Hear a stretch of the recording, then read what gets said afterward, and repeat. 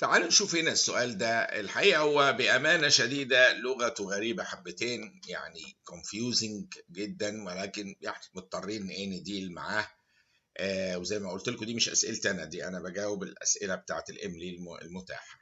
25 years old married woman comes to the physician because she had unprotected، المفروض مش protected، unprotected sexual intercourse the previous day. يعني في اليوم السابق عملت unprotected intercourse، عندها 21 سنة، جاية للفيزيشن. menses have occurred at regular 28-day intervals من يوم الميناركي ما حصل لها بانتظام ماشية at the age of 13. الميناركي وبدأت تنتظم معاها كل 28 يوم. Her last menstrual period was 12 days ago. يعني 12 يوم كانت اللاست period بتاعتها. Physical examination shows no abnormalities، سليمة هي، واضح physically. A urine pregnancy test كان negative. She does not wish to become pregnant until after college، يعني هي لحد ما تخلص college مش عاوزة تبقى pregnant. Which of the following is the most appropriate step in management؟ يعني هو يقصد ب أفضل حاجة إن إحنا نخليها ما تبقاش pregnant طول مدة الكلية، إن هي الwoman she should not miss 3 or more pills. يعني الإجابة الاستراكشر بتاعها الحقيقة غريب جدا، woman misses 3. لا، يعني الريكومنديشن إن she should not miss 3 or more pills. معلش الإجابة هنا مش compatible مع، هو دي الإجابة المحطوطة وتبقى صح الإجابة لو اللي هي إن يتقال لها do not miss 3 or more pills، مش woman misses 3 or more pills. It's really very strange and يعني style of question. لكن احنا اللي وصلنا له انها مش عاوزه تبقى حامل، وبالتالي الدكتور بيقول لها do not miss 3 or more pills ورا بعض، لان دي هيزود احتمالات البريجننسي عندها. بالنسبه للبريجننسي تيست بيقيس الهيومن كولونيك نادوتروفين ليفلز، ده بتبقى ديتكتد في اليورين بعد حوالي 10 ايام من الكونسبشن، يعني من فالبنت دي لو تفتكروا كانت بقى لها 12 يوم، فاحتمال المفروض لو كانت هي حامل كان يبان بعد 10 ايام، بيبان من الحمل. لو كان البريجننسي تيست ده اتاخد قبل 10 ايام من الكونسبشن it might give a false negative response. يعني لو اتاخد في الفترة الأولى جدا very early في أول few days من pregnancy ممكن يديني false negative response. عشان كده بنقول في false negative cases في حالات مثلا الفيري لو ليفلز لسه في human colonic gonadotropin لسه صغيرة قوي ما تقدر الجهاز ما يجيبهاش، او اكتوبيك بريجننسي والكميه برضو ضئيله جدا ما زادتش للليفل ان انا اقدر اقيسه بسهوله، او التيست كان اكسبايرد. يعني ده احد الاحتمالات ان هو العيانه او الست اللي بتدور بتشوف في حمل ولا لا، ان يكون التيست اللي بتستخدمه ده expired، فكونه يطلع نيجاتيف it might mean ان مفيش pregnancy but we probably need to follow up and see، لان ممكن يكون في احتمالات اخرى زي يكون في الاول خالص واللو ليفل، او التيست expired، او الاكتوبيك pregnancy. كل دي حاجات في الفيري early stage ما تبينش positive pregnancy test. فهنا مهم قوي نضع هذه الاعتبارات في بالنا. Patients with long-standing cough and expectoration seeks medical consultation and was diagnosed as a case of bronchiectasis. معروفة اللي هي dilatation في البرونكاي اللي فيها pus و expectoration big amount of sputum بيبقى yellowish و fetid in odor in which circumstances are inhaled corticosteroids recommended. الحقيقة البرونكيكتس دي بنعمل لها فيزيوثيرابي وعلاج طبيعي، ونحاول نديهم حاجات ميوكوليتكس عشان تساعد مع الكحه مع التدريبات ان هو يطلع السبيوتم الباس اللي متجمع في الرئه وعامل له توكسيميا وكده.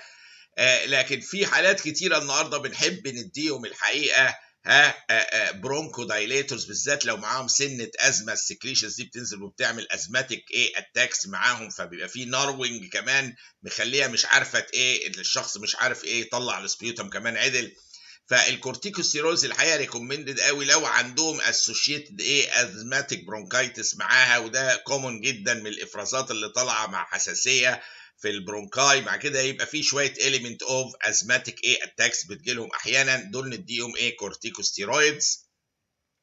ولكن عامة في قواعد عامة، دي حالة برونكايكتسز، ان احنا جميع حالات البرونكايكتسز زي الدايليتد برونكاي دي والهونيكوم ابيرانس والمعروفة، بندي بالنيوموكوكال فاكسينيشن وانيوال انفلونزا فاكسينيشن ليهم، ده مهم جدا جدا جدا عشان نمنع الانفكشن اللي قد تكون قاتلة في حالة برونكايكتسز. تاني حاجة على العيانين البرونكايتس بنحب دلوقتي نديهم لونج تيرم انتي بايوتكس لو كان في الاكزاسربيشنز بتاعتها عنيفة قوي، اكتر من 3 مرات في السنة بتيجي للعيان، نفكر في لونج تيرم يوز اوف انتي بايوتكس ليهم عشان امنع الاكزاسربيشنز العنيفة دي واقلل معدلات الانفكشن. الحاجة الثالثة البرونكو دايليتور should be used قبل الفيزيوثيرابي واعطاء الميوكو اكتيف ميوكوليتيك دراجز. قلنا بنعمل فيزيوثيرابي عشان يكح وينضف له الصدر ونديله ميوكوليتيك دراجز، ندي برونكو دايليتورز قبلها يفضل وقبل حتى ما ندي الانهيلد انتي بايوتكس كمان، as this increase tolerability and optimize delivery of medication in the diseased areas of the lung. اللنج ادي البرونكايكس والسيك ودامجد ارياز، فندي برونكو دايليتور عشان يساعد الانتي بايوتيك انهاليشن انها توصل، عشان يساعد ميوكوليتكس انها توصل للديب برونكاي، وعشان نساعد على الكحه السبيوتم البرونكاي تبقى دايليتد شويه. فالبرونكو دايليتورز مع الفيزيوثيرابي مع الميوكوليتكس مع الانهيلد انتي بايوتكس، كل ده كومباينيشن رائع في البرونكايكتسز، لانه قلنا هنا البرونكو دايليتورز بالذات بتزود توليرابيلتي وتوبتمايز الدليفري اوف ميديكيشنز في السيك والديزيزد ارياز بتاعت اللنج. عندي بعد كده في الاكيوت جلوميرونيفرايتس كل ده ترو ما عدا حاجه واحده، وحاطط لي مجموعه حاجات بيتا هيموليتيك ستريبت بتعمل اوليجوريا في الماجورتي اوف كيسز. جلوميرونيفرايتس الاكيوت بتعمل طبعا اوليجوريا، انفلاميشن في الجلوميرولاي وهايبرتنشن، ريكوجنايز كوز اوف هيديك وكونفالجنز، طبعا ممكن لان بيحصل مع الهايبرتنشن هيديك، وممكن لو واحد هايبرتنسيف اصلا يدخل في سيريبرال هيموريج وكونفالجنز. is an indication for long term penicillin prophylaxis. دي بقى اللي غلط، دي في الروماتيك فيفر، يعني الاثنين بوست ستريبتوكوكال، بس واحده روماتيك فيفر دي بندي له اللي هي لونج تيرم بينيسيلين بروفيلاكسس، ماشي، ده الروماتيك فيفر عشان ما يجي لهم. لكن الجلوميرونيفرايتس لا، ما البينيسيلين بروفيلاكسس مش هيعمل معاها حاجه. وبتعمل هايبوكومبلينتينيميا، ممكن تقلل الكومبلمنت ليفل في الدم. فالاجابه الخطا هنا انها البوست ستريبتوكوكال جلوميرولونيفرايتس دي هل هي انديكيشن لللونج تيرم بينيسيلين بروفيلاكسس؟ الاجابه دي غلط. دي الجلوميرولونيفرايتس ما هياش انديكيشن لونج تيرم بينيسيلين، الانديكيشن له الروماتيك فيفر. لما عيان يجي له روماتيك فيفر بعد الستريبتوكوكال انفكشن نديهم لونج اكتنج بينيسيلين كبروفيلاكس. ولكن الجلوميرولونيفرايتس اللي بيبقى فيها الهامبس ديت في الالكترون مايكروسكوبي بعد ستريبتوكوكال انفكشن ما مش هنديها لونج تيرم بروفيلاكسس بنسلين، بس الروماتيك فيبر. عندي كيس 29 years old G1 يعني دي شرحناه في وقت لاحق ان هي عندها one still birth woman with regular menses كل 28 يوم lasting 5 days is currently trying to conceive. جميل، يعني هي عندها مشكلة مش عارفة تكونسيف، وكان عندها حملت مرة وسقطت مرة. ده الوصف المذكور هنا، وشرحناه تفصيليا في فيديو آخر. لكن الفكرة العامة ان هي currently trying to conceive. She has not used contraception for 6 months ومش بتحمل. her ovulation predictor kit revealed luteinizing hormone، يعني وصلت لمرحله الاوفيوليشن. ما هو ده بيحصل في الجزء اللي هي قبل الاوفيوليشن على طول، ليوتينايزنج هرمون. وصلنا المفروض يحصل اوفيوليشن وريليس للاوفا. طالما هي بتوصل للمرحله دي ليوتينايزنج هرمون شغال وكده وما بتحملش، ده في احتمال كبير قوي انها تكون فوليكولار سيست، اللي هي بتبقى الى حد ما لما اجي انا اشوفها هنا الفوليكولار سيست دهيت بتبقى ايه، الاوفري ما بيعملش رابتشر ويريليس الاوفا، انستدي تجرو وتفضل سيست مش عارف يعمل رابتشر. الاوفيوليشن بريدكتور كيت ده هو ده تيست بيديتكت الرايز في الهرمون زي الليوتينايزنج هرمون في اليورين. الرايز في الهرمون بيقول ان الاوفري ايه ريدي خلاص، سيجنالز اوفري تو ريليس الاوفا، خلاص على شفا كون الاقي اليوتينايزنج ايه هرمون في الايه في اليورين في الاوفيوليشن بريدكتور ايه كيت، معناها خلاص الاوفيوليشن هتحصل. هي طب طالما بتوصل للمرحله دي ليه ما بتكملش في الحمل؟ انها عندها فوليكولار سيست، في مشكله في الريليس بتاع الاوفا. يعني كل الهرمونز زي الفل عندها، بس الريليس اوف ذا اوفا ده ميكانيزم لوحده فيه ديفكت ما بيعملهاش ريليس وتفضل تكبر تعمل ايه السيست دهيت. This at home ده home test often used to help predict when الأوفا release is likely. غالبا ايه طبعا ايه ده بيindicate ان هيحصل بعدها pregnancy على طول. لكن هي الفكرة في هذا السؤال هي واحدة كانت حملت مرة وسقطت مرة وعاوزة تحمل تاني، مفيش عامل يمنعها من الخلفة او الحمل، والكيت بتاعتها الاوفيليشن بريدكتور كيت لقينا ليوتينايزنج هرمون، معناها خلاص الايه الاوفا هتريليس الايه الفوليكل هتريليس الاوفا خلاص، فهي على شفا ومع ذلك ما بتحملش، والليوتينايزنج هرمون ده بيؤكد كده. فيبقى دي غالبا فوليكولار سيست هنلاقيها اللي هي failure of the Graafian follicle انها تريليس الايه الاوفا ايه منها.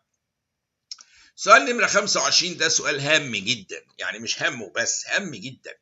30-year-old prime gravida presented في الأسبوع ال 34 with blood pressure 170 على 100. حلو، يعني hypertension في السماء، headache جامد، epigastric pain، visual abnormalities و 3+ proteinuria. يعني انا مش ناقص حاجه غير ان هو الممتحن يقول لي ايه دي حاله اكلامسي، يعني وبري اكلامسي واكلامسي وسيريس يعني. ناقص لها بقى الايه الكونفولجنز بقى عشان تدخل في الفول ايه بيكتشر بتاع الاكلامسي. بايوفيزيكال بروفايل بتاع الفيتس كان 8 على 8. which one of the following is the immediate response؟ والله بصوا بقى، يعني زي ما بيقولوا هلا هلا على الجد والجد هلا هلا عليه، ده ما فيهاش مجال للهزار ولا التفكير ولا حتى المناقشه. حاله هايبرتنشن في واحده حامل ومعاها هيدك وإبيجاستريك بين وفيجوال ابنورماليتيز زغلله وبروتينوريا، ما انا مش هستنى بقى تدخل في كونفولجنز في لحظه، انا هديها على طول مغنيسيوم سلفيت انترافينس، ومعروف ان هي دي افضل حاجه لعلاج حالات البري اكلامسيا اللي هي وصفها اهو هايبرتنشن هيدك إبيجاستريك بين فيجوال ابنورماليتيز. الصفات ايه نديها ايه على طول في الحاله دي؟ ضغط عالي، epigastric pain وهيدك وفيجوال ديستربنس وبروتينوريا، لا تترددوا في اعطائها في اللحظه دي مغنيسيوم ايه سلفيت انترافينس is the best option لينا هنا اهوت عشان نمنع الكيس انها تبروجريس لاكلامسيا ونقدر نعالجها حاله البري اكلامسيا الشديده دي اللي فيها هايبرتنشن وهيدك epigastric pain فيجوال abnormalities وبروتينوريا. immediately ندي ايه مغنيسيوم ايه سلفيت انترافينس. ونشوف الايه الاسئله اللي بعد كده معانا.